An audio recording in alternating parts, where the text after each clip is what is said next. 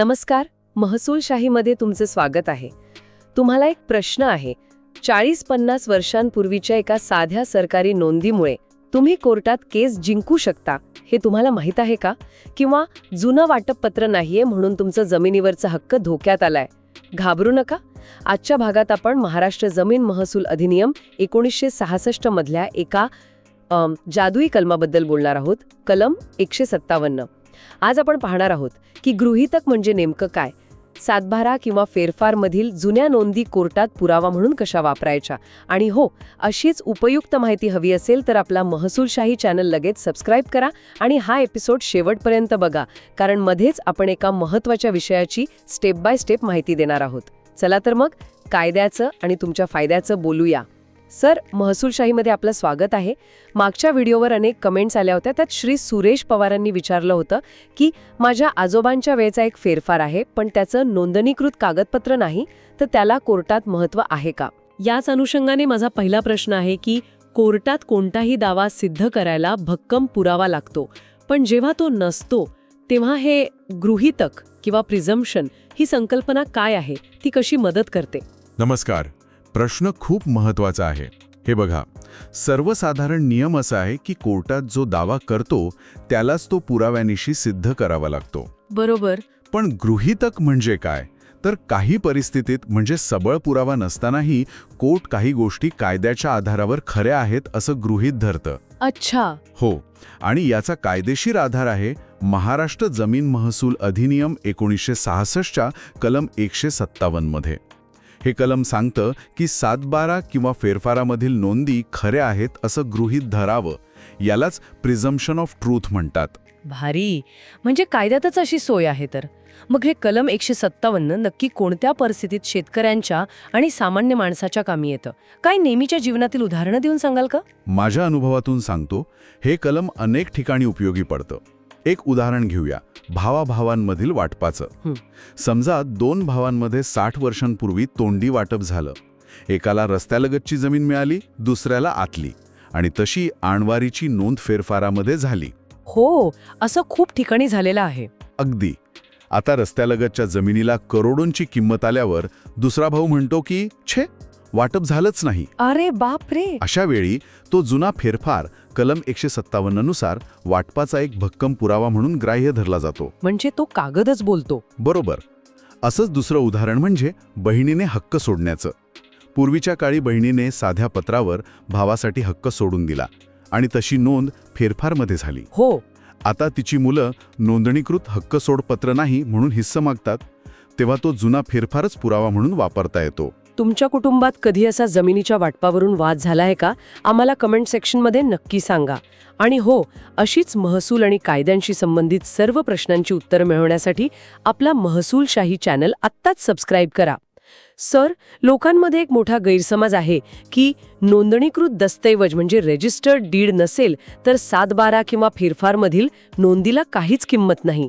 हा गैरसमज तुम्ही दूर कराल का? हा सर्वात मोठा गैरसमज आहे आणि खूप धोकादायक सुद्धा आहे. अच्छा. हे बघा, नोंदणीकृत दस्तऐवज महत्त्वाचा आहेच, यात शंका नाही.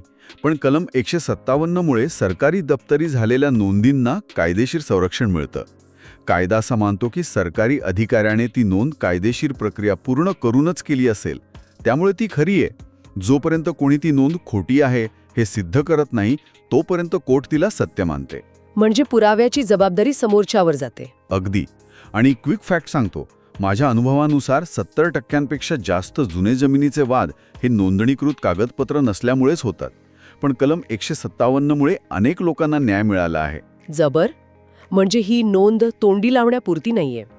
आता समजा एखाद्याला कोर्टात या कलम 157चा आधार घ्यायचा आहे, तर त्याने काय तयारी करावी याची स्टेप बाय स्टेप माहिती द्याल का? हो, नक्कीच.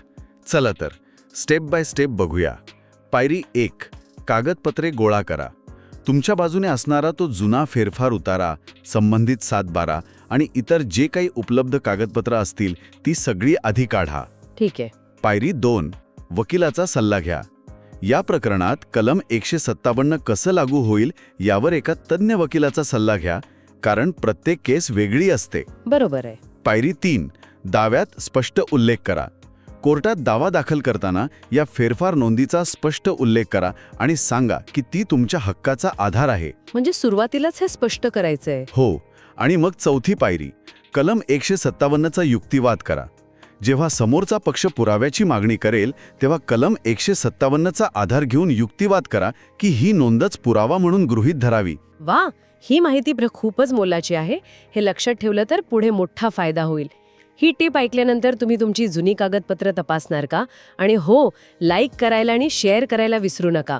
या कलमाच्या वापराला बळकटी देणारा एखादा प्रसिद्ध न्यायालयीन निर्णय किंवा जजमेंट आहे का ज्याचा लोकांना संदर्भ म्हणून वापर करता येईल? हो, नक्कीच. गंगाबाई वसंतराव विरुद्ध फकीर गौडा ही एक खूप प्रसिद्ध केस आहे. अच्छा. या केसच्या निकालात न्यायालयाने स्पष्ट केलं आहे की महाराष्ट्र जमीन महसूल अधिनियम कलम 157 नुसार महसूल अभिलेखातील नोंदी खऱ्या मानाव्यात. या निकालामुळे जुन्या फेरफार नोंदींना पुरावा म्हणून स्वीकारण्यास अधिक बळकटी मिळाली आहे. तुम्ही तुमच्या केसमध्ये या निकालाचा संदर्भ नक्की देऊ शकता. गंमत सांगू का? म्हणतात ना, जुने जाऊ द्या मरणा लागुनी, पण इथे तर जुनं तेच सोनं आहे. तुमच्या अनुभवातलं एखादं खरं उदाहरण सांगाल का जिथे फक्त एका जुन्या नोंदीमुळे एखाद्या सामान्य माणसाची केस जिंकली? हो, 21 पाहूया. माझ्याकडे एक प्रकरण आलं होतं. एका आजोबांनी त्यांच्या पुतण्याला म्हणजे भावाच्या मुलाला शेती कसण्यासाठी दिली होती आणि तशी कब्जा हक्काने अशी नोंद फेरफारमध्ये होती. 40 वर्षांनी पुतण्याची मुलं म्हणाले की जमीन आमचीच आहे. आजोबांकडे दुसरा काही पुरावाच नव्हता. अरे देवा. मग आम्ही कोर्टात फक्त तो जुना फेरफार सादर केला. कोर्टाने मानलं की 40 वर्ष ती नोंद तशीच होती, याचा अर्थ ती खरी आहे आणि नोंद मालकी हक्काने नाही तर कब्जा हक्काने आहे. म्हणजे फक्त कसण्याचा अधिकार होता. बरोबर. निकाल आजोबांच्या बाजूने लागला. हे लक्षात ठेवा, म्हणजे पुढे त्रास होणार नाही.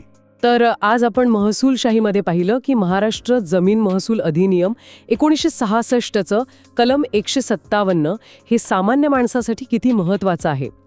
जुन्या फेरफार किंवा सातबारावरील नोंदींना कमी समजू नका, कारण कायदा त्यांना खरे मानतो. आणि गंगाबाई विरुद्ध फकीर गौडा यांसारखे निकाल तुमच्या हक्काला आणखी मजबूत करतात. सरकार कायदे बनवते, पण खरी ताकद तुमच्या हक्कासाठी जागरूक राहण्यात आहे. आपले जुने महसुली कागदपत्रे हे फक्त कागदाचे तुकडे नाहीत, तर ते तुमच्या हक्काचे आणि इतिहासाचे साक्षीदार आहेत. त्यांना जपा. तुम्हाला महसूल आणि कायद्यांबाबत सोप्या भाषेत मार्गदर्शन हवंय? मग आपला महसूलशाही यूट्यूब चॅनल तुमच्यासाठीच आहे. अशीच उपयुक्त माहिती मिळवण्यासाठी लगेच सबस्क्राईब करायला विसरू नका. तुम्हाला पुढचा व्हिडिओ कोणत्या विषयावर हवा आहे हे कमेंटमध्ये नक्की सांगा. आणि हो, हा व्हिडिओ आपल्या गावातल्या व्हॉट्सॲप ग्रुपमध्ये जरूर फॉरवर्ड करा, जेणेकरून ही महत्त्वाची माहिती सर्वांपर्यंत पोहोचेल. आपणही कोणाची तरी मदत करून आशीर्वाद कमवा. व्हिडिओ कसा वाटला हे कमेंट करून नक्की कळवा. आवडला असेल तर तो इतरांनाही जरूर शेअर करा. कारण महसूलशाही म्हणजे ज्ञानाची मोफत नदी, जी प्रत्येक गरजू व्यक्तीपर्यंत पोहोचते. कारण आम्हाला विश्वास आहे की ज्ञान हा प्रत्येकाचा हक्क आहे. आज इथेच थांबूया. लवकरच भेटू पुढील भागात. धन्यवाद. जय महाराष्ट्र.